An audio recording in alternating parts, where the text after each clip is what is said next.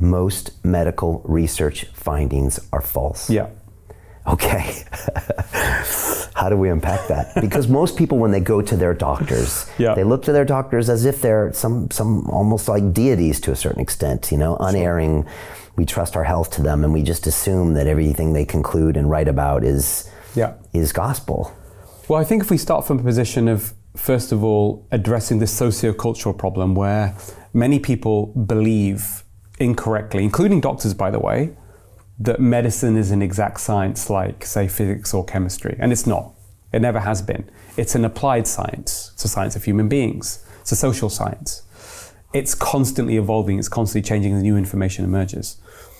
So if we start from that position, a lot of the way we make diagnosis or the way that we come to conclusions about what's at the root cause of a particular patient's presentation of symptoms or disease is it's the art of probabilities based upon information that we gather over time. So if we start from that place, then it's easier to unpack why Ioannidis would say most research published findings are false, because most of that research now is funded, analyzed, produced by drug companies who have a very specific legal obligation to produce profit for their shareholders and not to give you the best treatment. Although we would believe, many people would believe that would be the case. And in that process, what they do invariably when they draw their conclusions, which are published in these journals like The Lancet or the New England Journal of Medicine, is that almost always they will exaggerate the safety and benefits of their products in order to sell them. So that is how that concept is best understood. And one of the other things that John Ioannidis does, and he's also a mathematical genius. I think he got the national award in Greece for mathematics, actually.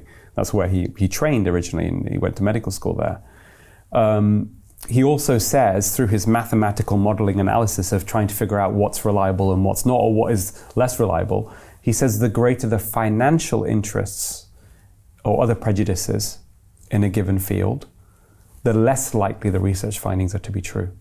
Which is very interesting because, I know you, Brian, come from a kind of engineering and also a banking background, right? So if people think of technology and all the advancements that we've made in technology, which have been phenomenal in the last several hundred years, but certainly in the last few decades, we cannot apply that to medicine. But people do. They think that if it's an expensive drug, it must be really effective. But actually what I do and what a lot of the people in this space are trying to do is to try and say, listen, let's first and foremost understand what is the reliability of these research findings. What kind of data are we using here to make these conclusions? Ideally, we call it the hierarchy of evidence-based medicine tells us that the double-blinded randomized controlled trial is the highest quality level of evidence. But you actually ideally shouldn't be relying on one trial. You certainly shouldn't be you should be skeptical if it's sponsored by the drug industry, and then has it been replicated? And often the approval process doesn't allow us to get to a greater truth to understand that this information that we're getting, even from a randomized control trial, is reliable. And then once we know there are limitations, which we should tell patients, right? That's part of actually the best way to practice medicine, is to also discuss uncertainties about anything you're telling a patient. Again, most doctors probably don't do this. We know that. So for me, I'm trying to be the best possible doctor I can be for my patients by understanding the information I'm using to the best level so that I can communicate that to patients in a way that they can understand, right? So for example, we look at statin drugs, one of the most prescribed lucrative drugs in the history of medicine, cholesterol-lowering drugs, estimated to be prescribed to up to maybe 1 billion people in the world, right? And we know that most people taking statins don't receive any benefit because the trials conducted by industry show that if you haven't had a heart attack, and these are most people who are prescribed statins, your absolute benefit of a statin at best over a 5-year period is 1 in 100 in preventing a non-fatal heart attack or non-disabling stroke.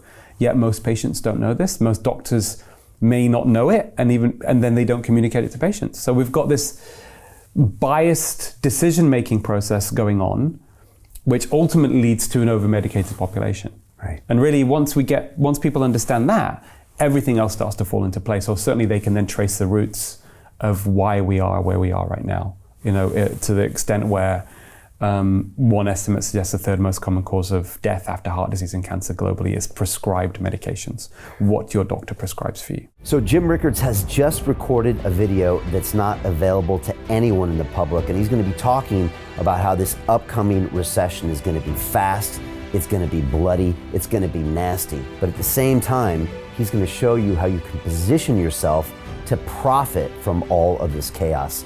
Now, we've made this video only available to our viewers. Go to londonreal.tv/Jim. Watch that immediately. I can't say enough good things about Jim Rickards. He understands the global economic system better than any guest I've ever had on London Real. His predictions are almost uncannily true, and you can learn how to profit from his vision, from his expertise, and his understanding of economics. So go to londonreal.tv/Jim or click the link below. It's an excellent, excellent look on what's going to happen in the future and how you can position yourself to profit from that. Jim is one of the best in the business, one of my favorite guests on London Real, and he's very, very good at predicting the future and showing us all to profit from it. So click the link, and I hope you enjoy. Hey, do you want to profit from crypto? Then join my DeFi Academy. The Crypto DeFi Academy will help you create generational wealth. But don't take my word for it. Listen to my students. When I first got into crypto, I remember thinking to myself, I need to learn more. Brian Rose, learning crypto, learning DeFi, gotta do it.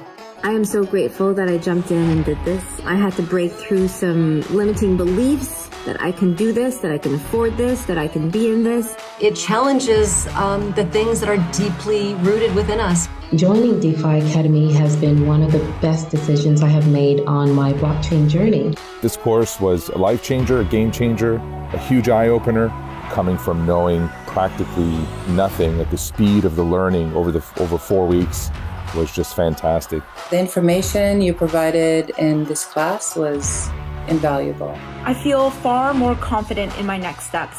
You took complex concepts and made them easier to understand. What's different than so many other ones is it just doesn't tell you what to do. It actually makes you do it. This is for people who are serious about becoming traders. This is the way it should be done. I realized from this learning experience again that it is not about what you learn, but about who you learn it from. The energy was insane. I've never experienced such incredible energy on a live call. Brian Rose, you are a legend, my friend.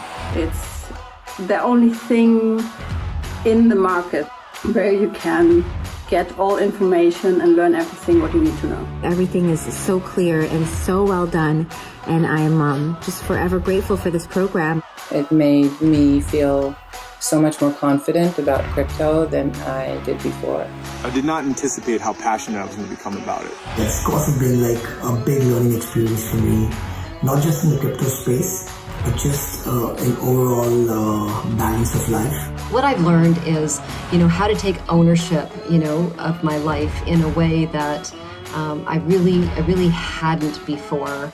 Yeah, you can't put a price on that, really. I would recommend it to anybody, top notch. Excellence does not come cheap. So if you want excellence, you got to pay for it, but it's so worth it. Pull the trigger. That's what this course is about. You're not going to regret it, really. It's amazing. Thank you, Brian and team. So what are you waiting for? Crypto is happening now.